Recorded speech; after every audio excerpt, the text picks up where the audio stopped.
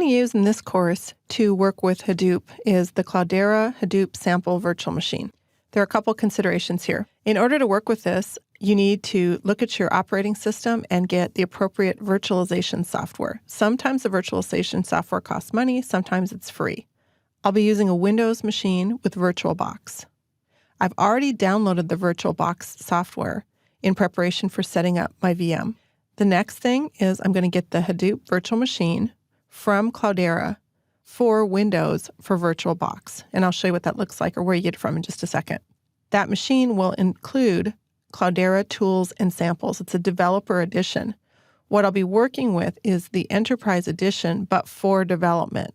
So it's important to understand that if you were to deploy that, you would have to pay Cloudera a fee for some of the tools that are included with the sample that you're working with.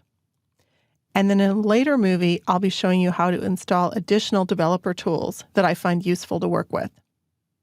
Now let's take a look at the Cloudera site so you can understand where to download the virtual machine.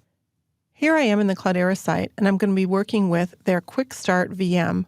So you notice the VMs run CentOS 6.2, and they're available for these types of virtualization software: VMware, VirtualBox, and KVM.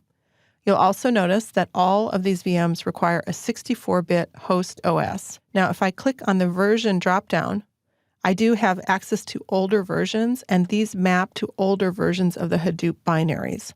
But we're going to work with the latest and greatest thing here. Again, I just happen to be most familiar with Cloudera's distribution. You could use MapR, or you could use Hortonworks, or one of the other ones as well. This is just the one that I've used most oftenly. Now to get it, I'm going to scroll down, and you can see that I download from here, and I downloaded the one for VirtualBox.